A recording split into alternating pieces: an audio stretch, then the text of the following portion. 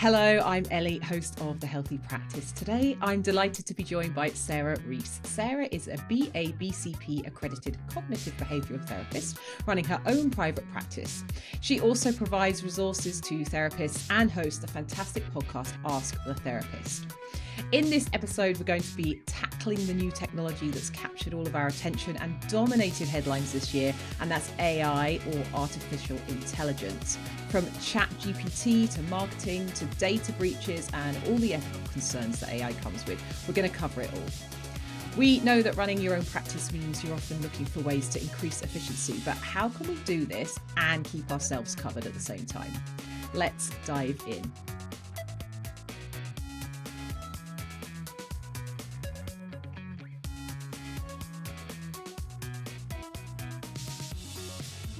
Welcome to The Healthy Practice, Sarah. Can you tell our listeners a little bit about yourself?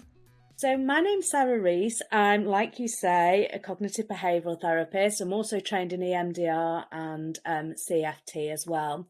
My background's actually in mental health nursing, and I've worked in the field of mental health for over 20 years. I worked as a nurse in lots of different environments within the NHS, and then went into management, which I wasn't very good at and found a bit stressful within the NHS. And the opportunity then arose for me to work in an IAP service and be trained as a CBT therapist. And I absolutely jumped at that because my heart is kind of being a clinician. That's what I enjoy. But as I'm sure you've heard from other guests, the IAP services are really, really challenging places to work. And I think once I trained as a CBT therapist, you have this opportunity to possibly run your own practice, which is really exciting and offers you the potential of using your skills in many different ways and getting a lot more creative with how you work. So about just over 10 years ago now, I set up in private practice.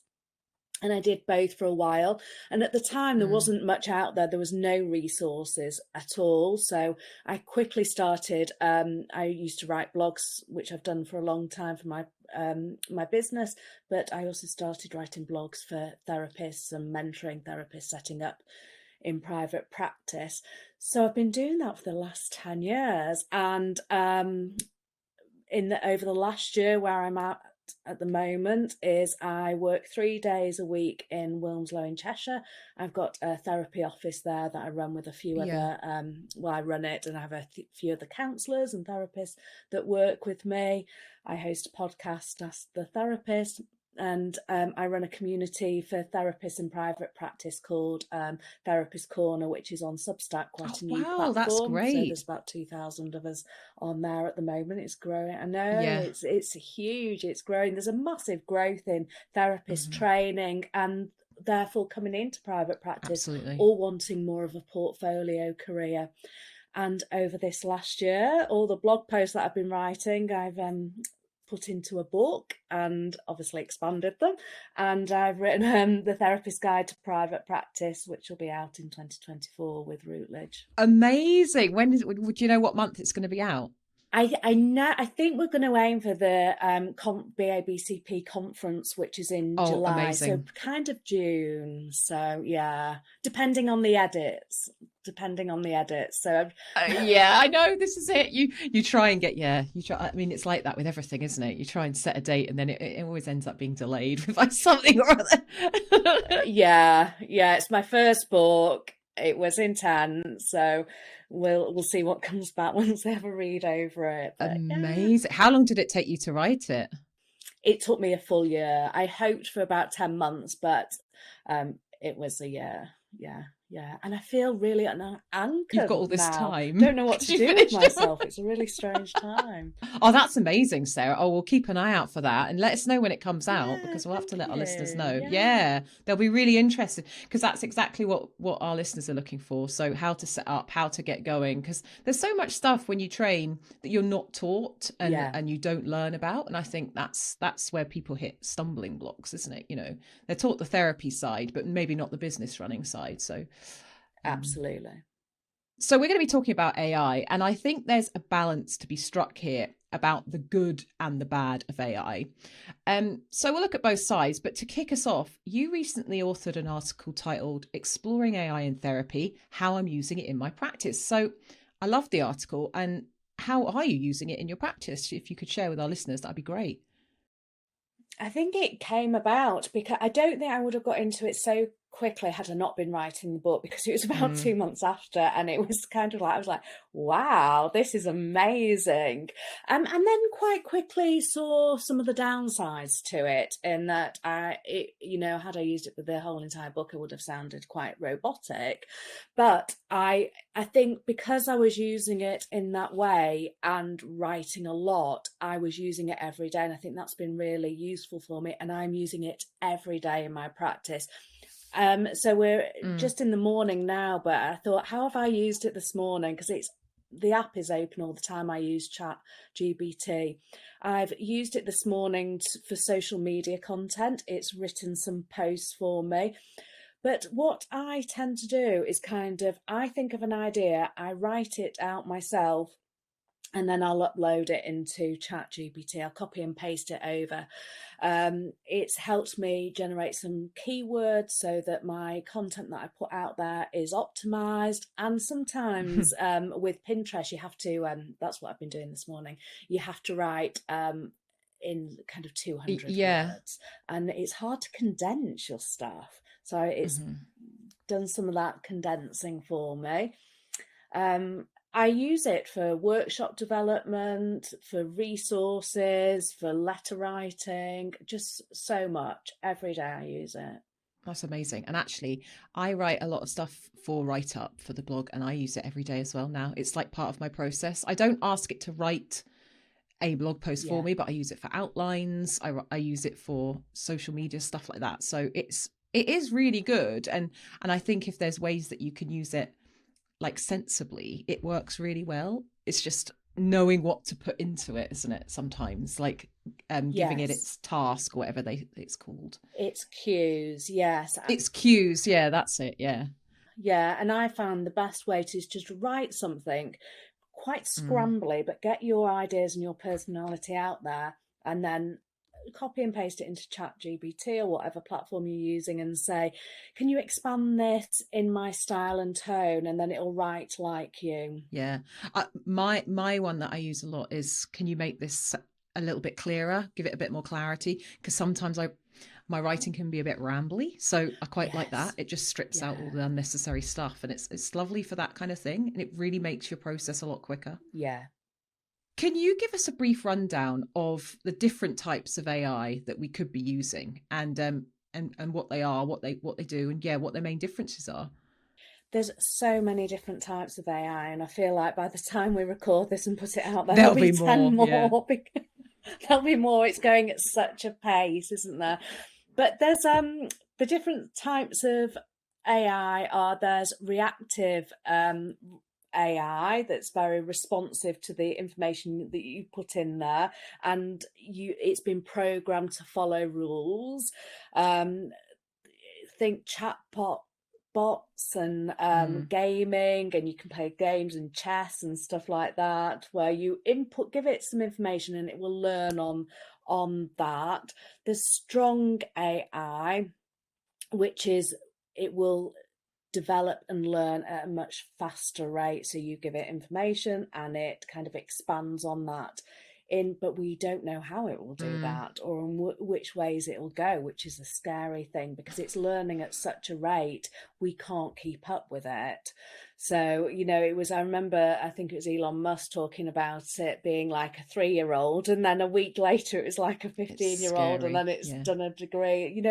It's intelligence is growing at such a rate. It's, will we be able to control it?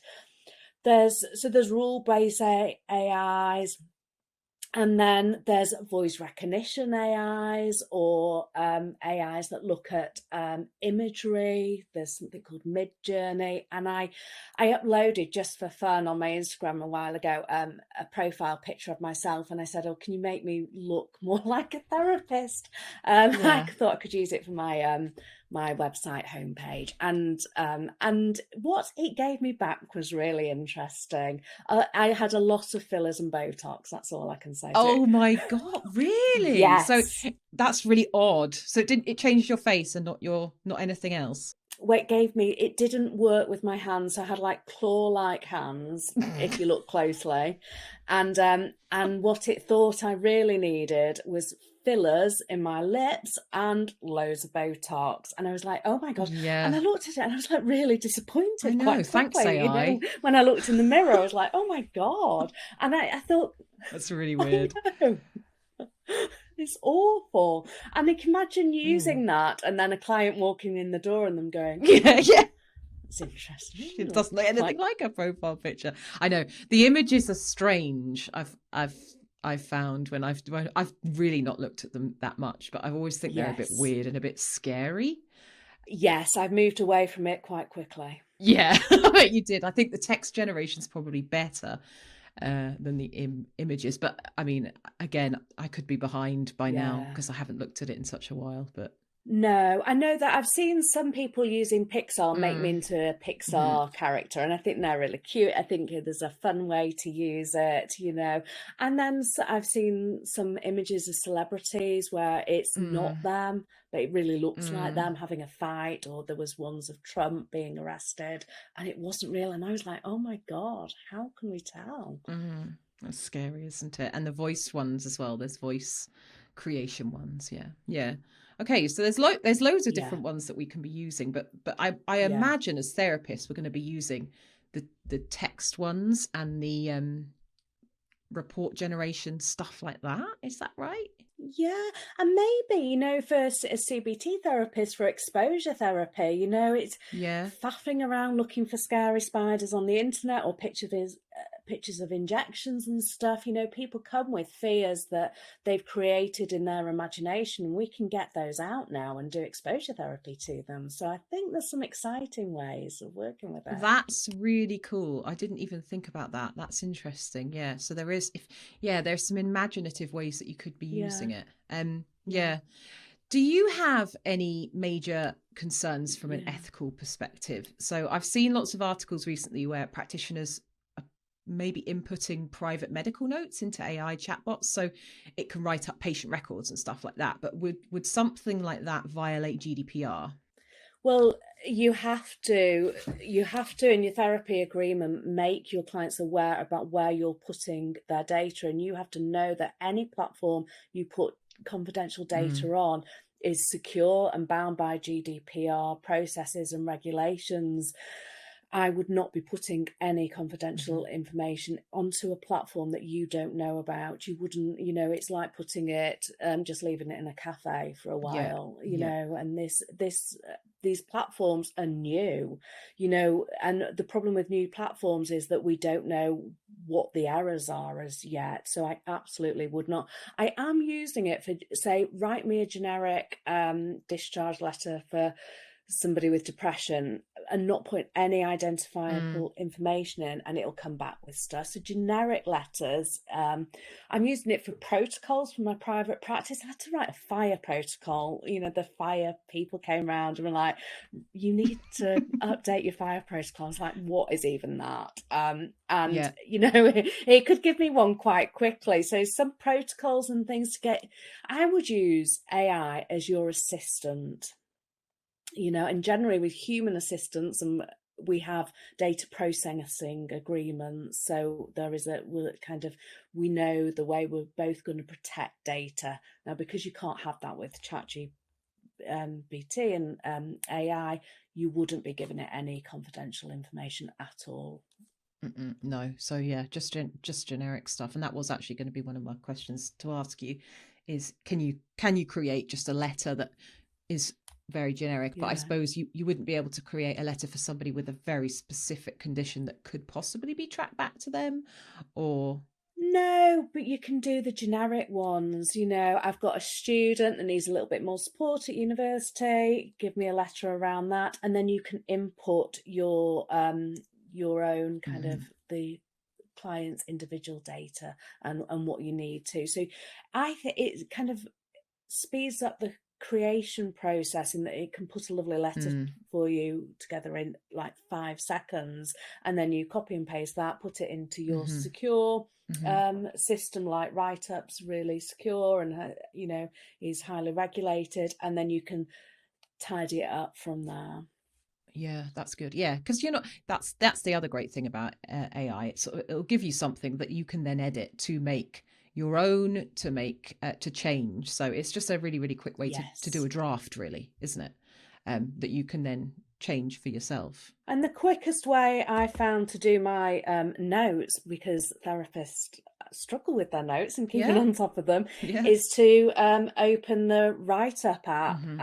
and do the voice Yeah. memo on the notes, and I just speak my notes. It's changed my life. Thank you, Write Up, for that. Yes, well, yeah, I know that is actually really good, and you can do that on most of your devices. Set that up with your write up notes, so it is really, really handy. So yeah, I guess I don't know, is that AI? I guess it maybe. Voice dictation. I don't know. It feels AI. It feels. It does feel it, doesn't it? Yeah, it could be.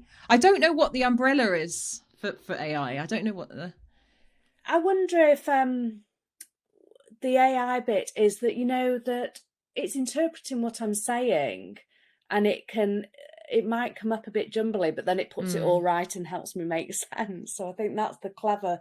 Yeah, so it does work it out. It does work itself out, doesn't it? What you're saying. So it's pretty good. Yeah, it's pretty good. But yes, I'm glad you used that, because that is Yeah. really handy. Just to be able to say, and then again, you can just edit it if it's not quite exactly what you said. So it's useful. So sort of on the back of that, should patients be concerned about how their personal data is being used and stored by practitioners? So like security breaches and principles and stuff like that. Should they be concerned? They shouldn't be concerned, because in their therapy agreements, it should be really, really clear what Yeah. systems that you're using. That should be documented, and Mm-hmm. your clients are in agreement to that, and they have the right to ask for how their data is being used if there's Mm. any confusion, or if they're unsure about that. So any platform that you use, which is why you want to really Mm. streamline and simplify the platforms that you use, should be all documented in your therapy agreement. Yeah, and then I guess as a therapist, as long as you're not diverging from that agreement, you're okay. So you're not putting if you're not putting any of that information in AI, Yeah. you're still well within your agreement that you've got with your patients. Yes. Yeah. Yeah. Absolutely. Um, have you seen any biases when it comes to AI? So I guess the theory would be that if ChatGPT is scanning the internet for information, and that information has a bias, whether it could be based on race or gender or something else, is there a chance that that could affect the result that AI gives us and our treatment of patients off the back of that? Is there any risk there? I think it is biased, because for exactly the reasons that you say. It's Mm. as a, globally we've lost so many biases, and I know they want to address that, but they're not there yet. For example, me putting a picture in and it coming Yeah. back, with lots Mm-hmm. of Botox and fillers, and it will kind of talk more in a Mm. more male tone than female quite quickly. And when some of the things that I was asking it when I was writing the book about kind of different authors, I'd have to prompt it to tell me about things that women had written, because I'm Yeah. a female author. That was really important to me, that I had a good balance of male authors and work and female authors that I was kind of referencing in the Mm. book. And it was hard to do that. It would naturally kind of give me more male influences, and I had to ask for female ones.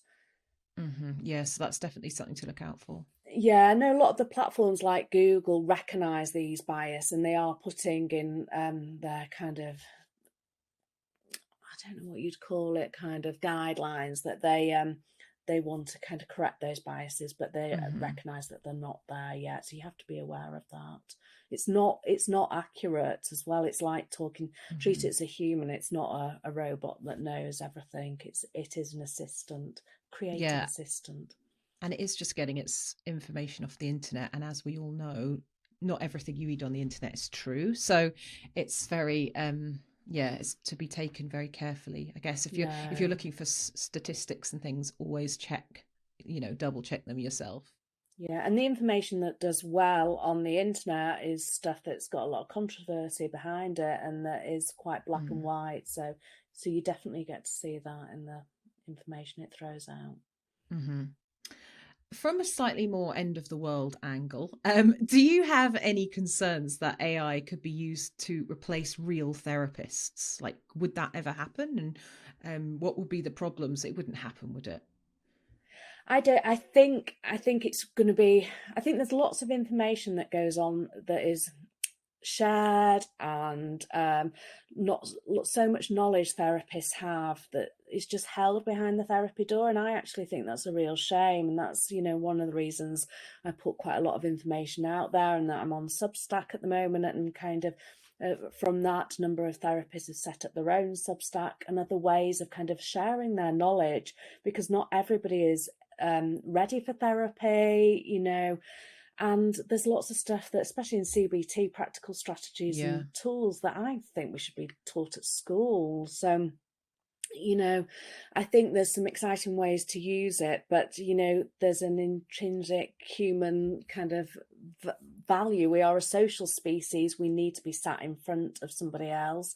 I do online work now since the pandemic, and I do face-to-face, one-to-one work. And although the research says that there's, online is just as effective, Yeah. it feels different when you're in a room with somebody else. And we know that our brains react differently when we have that one-to-one. We have Mm. eye contact with people. It's hugely important, and we're so disconnected that actually we are craving more and more connection. So I think the therapist will survive the AI. Yeah, I know. And yeah, there's quite a lot of professions that may not. And we're not here to talk about that, but I think therapists are pretty safe, aren't they? Because it Mm. does rely on that one-to-one human connection. Yeah. Yeah, I think it will change the way we live and the way we work, phenomenally. I have a client that's really interested in AI, and there's a chat GPT assistant that I'll be able to upload all my blogs into, and it's a secure platform, so it won't scan the internet. It would just scan my information, but my clients would be able to ask it a question and it will answer based on the information that I put out in the world. That's good. So it's almost an answer just from you, and which means you can control what information is in that. Oh, Just that's from great. me. That sounds great. Yeah. That's really exciting. Yes, that's exciting. So the book, for example, I could upload that and a therapist could say, ask a question and it will come back. And if the answer's in there, very exciting. I should be looking at that for Write Up too. That's very cool.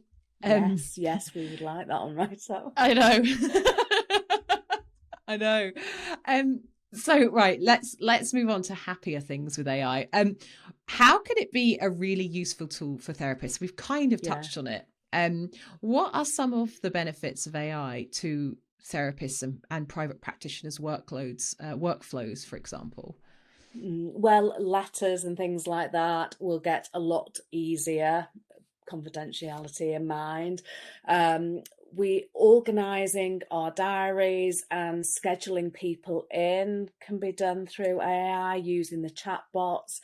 But also, I think, as we probably go into some kind of recession and economic turmoil in 2024, therapists in private practice are looking at diversifying their income streams. We've been writing blogs for many years, and lots of the platforms are going to be putting in paywalls, which will mean that we can start to earn different types of Yeah. income depending on our knowledge from different places. But it also gets really great information out there to our clients that can't attend therapy, not ready for therapy, or want more of a self-help mode. So I think that's a real win-win situation, because we're in such a dire straight situation with the waiting list and the high need for therapy. As stigma reduces, which is brilliant, but there's not enough therapists. Waiting lists are really, really long. So we've got to share our information in different ways. So I think that's definitely going to be kind of happening. Hmm. Yeah. And I think social media, getting content out there, social media is absolutely huge. But I think people want to connect with a person.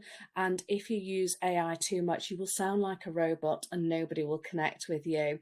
And the more AI gets bigger and bigger and the more robotic everything sounds, because it's really easy and fast, the more we're then going to Mm. crave that kind of personal touch. So we'll go back to that. So I think we'll find it easier initially, use it lots, and then people will be craving that connection, which is why Substack, which is another platform that I use, is growing, because it's really community based, and people just having great connections and great conversations. It is. I'm on there too, actually. And I have to say, yes. And I have to say, I find the writing on there so refreshing compared to what I Google.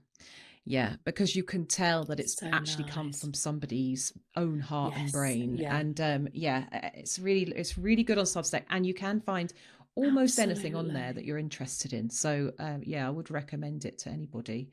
Um, Yeah, I think on, Instagram now, if I write a caption, I've got to put a call to action, mm, some a big hook at the start. I was kind of teaching yeah, myself to write for a flipping algorithm, and I didn't like that about myself. And Substack is just writing just from the heart, or exactly. just writing as though you're writing to a friend, and it's lovely to read as well. It is, and it's almost, you've got that kind of one-to-one connection with your clients, Mm, then, kind of thing, because it feels to them like you're speaking to them, instead of yeah, you're, as you say, on an Instagram caption, it's just like you're speaking yeah. to the masses. Whereas on Substack, it is a lot more personal. Yeah, so okay, so I get what you're saying. So we'll use it initially, Mm. probably for lots of quick, easy fixes, but then, like, long term, I think we're going to have to kind of go back to being a lot more personable and just using it in a workflow to create Yeah, templates, things like that. templates, Hmm. resources, self-help information. Yeah,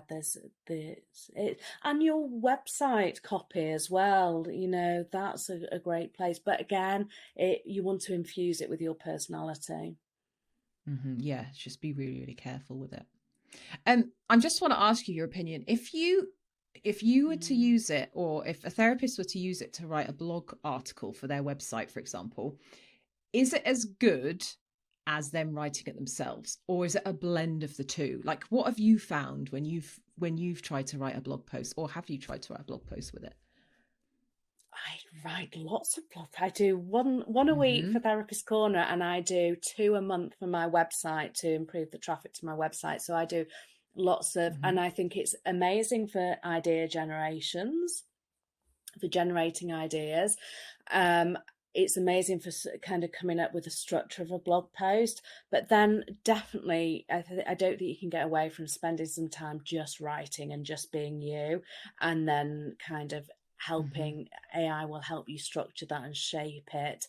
Um, but I don't, if you ask it to do a blog post on social anxiety, I think it'll throw out something that's absolutely not bad.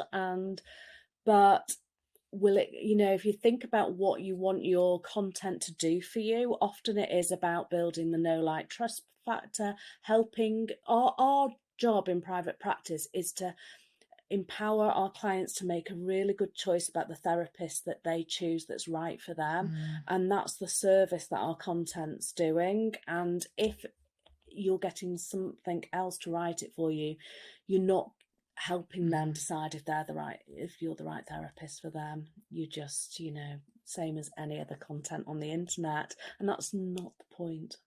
Well, yeah, because you're kind of getting an amalgamation of lots of other therapists' content that's not you. So yeah. Yeah, and now, because I have been using it all year, I can see when ChatGPT or AI has written a blog post, and I just move away from it. I can see it. It does, over time. You get to learn its patterns, and you get familiar with how it writes, and you just think, oh, a robot's written that, and just move on Hmm. from it. Yeah, Yeah, it's useless. Yeah, yeah. For me, I definitely use it. I love using it for a blog post outline and yeah, for headings in a blog post. So I love it for that. And if you've got a blank page in front of you, sometimes it's very difficult to start writing. So it's really good. It is a really good way to do that. But yeah, it's I don't think it's a shortcut because, well, it is, but it's a shortcut out of the initial process, but it's not a shortcut blog post writing because, yeah, you really have to put your own voice and your own knowledge in it. Yeah, absolutely. If we move away from the practitioner for a second, what are some of the benefits to the patient that AI can bring? Can it actually improve patient engagement and communication in any way, do you think? Well, I think if these chatbots, which I don't know too much about, but if you can get a private platform with all your knowledge on there, that is very exciting, isn't it? Because you have a therapist for an hour a week, but you have access to your computer 24 hours a day. I think that's really exciting. I think the way we share our knowledge and skills and information is going to be hugely enhanced. And I wonder, I have had clients that are coming to me now and they're saying they've asked AI and they've got some okay answers. To be fair, it's never going to take away from the expertise and the skills of a therapist, but it gives that kind of foundation level support. Yeah, and that's never a bad thing, is it? And it might just give them that sort of push to find somebody that can really delve into it a little bit deeper with them. Or even asking, how do I find a therapist? What qualifications do I need to be thinking about? Some of these, it's really, clients will always say it's tricky to find the right type of therapist for them. Where do you start? And I think you can ask some really great questions like that and get some good answers. Yeah, that's a really good idea, actually, because sometimes Googling it just gives you a whole long list of things you still don't know what to click on. So yeah, it can. I imagine it could actually direct you a little bit clearer than Google could. I guess Google Bard as well might be useful for that. So, yeah, that's a good idea. Yeah. What impact, if any, does AI have on diagnostic accuracy within a practice? I think that's not an area I know too much about, and I think it should help and streamline diagnosis, but again, that you can't take away from sitting in front of a client. You could have one client that describes panic attack symptoms every time they're in Tesco's, and that could be because they've had a traumatic incident in Tesco's, or they have social anxiety, or they have agoraphobia. Would you get to those root causes, and that would significantly change how you treat and the kind of skills and the strategies that and how you'd work with that patient and that presentation of panic depending on the background. So I'm not too sure. It's exactly the same symptoms but a very different route to those symptoms. Yeah, I guess AI cannot read context, can it? So no. Yeah, and a human can, and that's where the big difference is when in diagnostics. Yeah, and sometimes clients are not that great at kind of, it's difficult to say the tough stuff and get that across, so we use our relationship to kind of support clients in expressing themselves and kind of understanding the patterns of their mind and becoming more aware of their mind. That's one of the first stages of therapy, creating awareness of mind. Yeah. If I were a therapist starting off right now, what sort of beginner tasks do you think I could look at outsourcing to AI? Quick, sharp questions. I'd start there. Website content, some kind of policies and procedures. I think it would be really helpful. Policies would be great. Yeah. That dry stuff that we have to write and we have to pull together, and it can give you a really good foundational start. Social media posts. I'd use it as an ideas generator. That's where I'd be starting with it. Brilliant. And do you have any examples of software that are worth looking at for therapists? Like ChatGPT, that's the main guy, I suppose. But there's probably more out there. Have you used any, or do you know of any? There's for every kind of big platform, there is an AI that goes with it now. So Google has their AI, Google Cloud Performance, so GCP.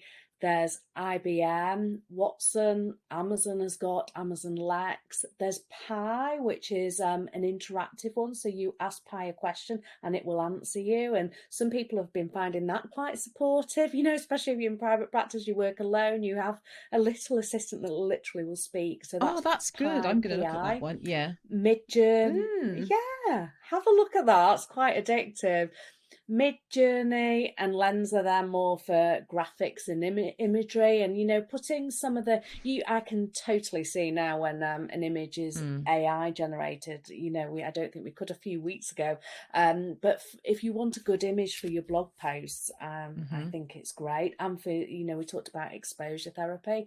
And there's Rainbird, which I've not used yet, but that is a platform designed for businesses, and it's going to help with automation, and it helps you put information in and it will kind of make decisions for you.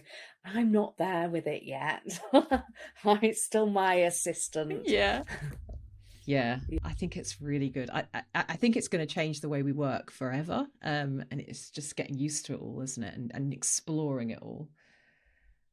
Yeah, so I do think we need to be using it. It's going to change healthcare. It's going to change the way we work. And these things, if we ignore them, they get huge, and then we don't know where to start. So I would say start playing around with it. I'm definitely going to look at the Pi one. They're nice and easy to use. I can have a little chat with it because we all work from home at Write Up, so we're sort of on our own. Is good fun. I'm going to have a little chat with Pi. Before we summarise today's topic, I just wanted to let you know that the Healthy Practice podcast is brought to you by Write Up, the software that streamlines your practice, saves time and connects you with your patients. Write Up helps over 13,000 clinicians and has facilitated over 4 million appointments. You can start your free trial today and check out all of the amazing features like video consultations, cashless payments, diary management, and having one place to store all of your patient records. Just go to writeup.com, that's WRITEUPP.com.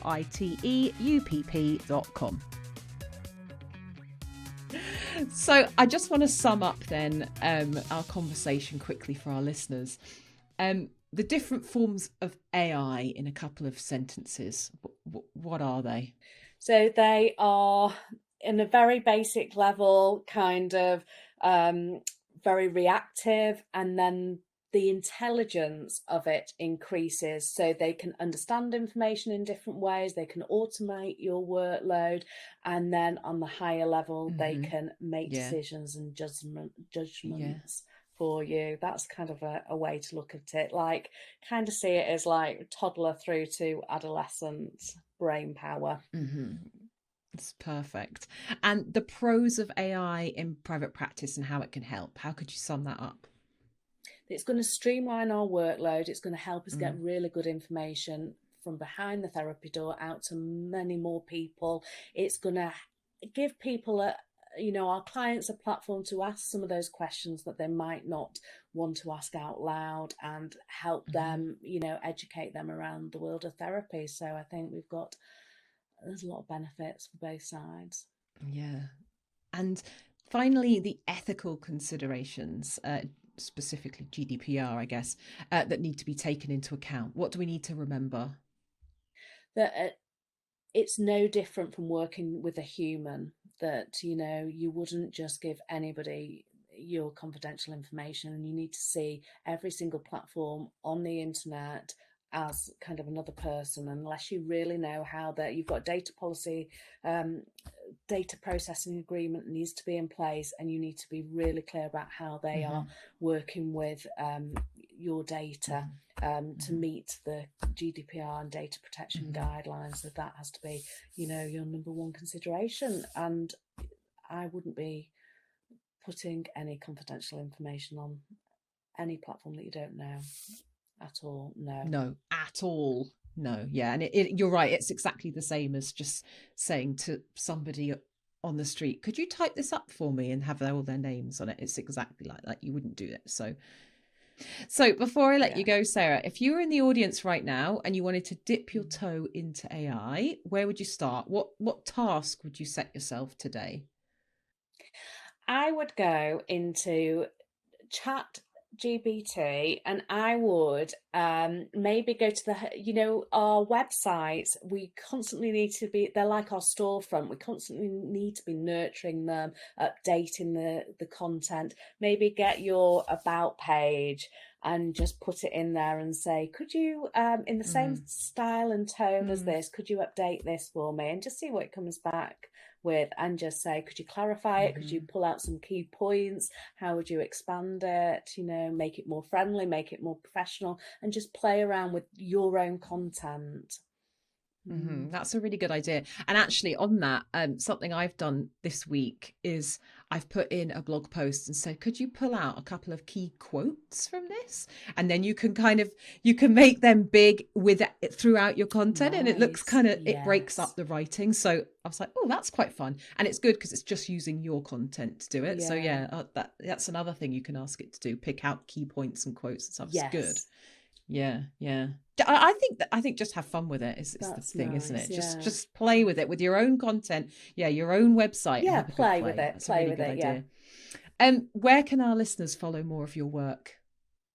Well, I'm on Instagram as sarahd.rees.co.uk. I have my own website with the same title. If you put Sarah Rees, it's RWS.co.uk, and I run Therapist Corner over on Substack. And also your podcast, Ask the Therapist, as well. So everybody get onto that and give it a listen. Yes, Thank you so much for joining me today, Sarah. It's been an absolute pleasure talking to you. I've really enjoyed it. Thank you for having me on. And that's the end of today's episode. I just wanted to say a really big thank you to Sarah. She made some great points on how to use AI, when not to use it, and what to consider when you're thinking of using it as well. Remember to check out writeup.com for all of your practice's software solutions and to start your 30-day free trial. No payment details are required. Thanks for listening to the Healthy Practice podcast. If you enjoyed it, please leave us a review. It really does help more than you might think. Thanks, and I'll see you again next time.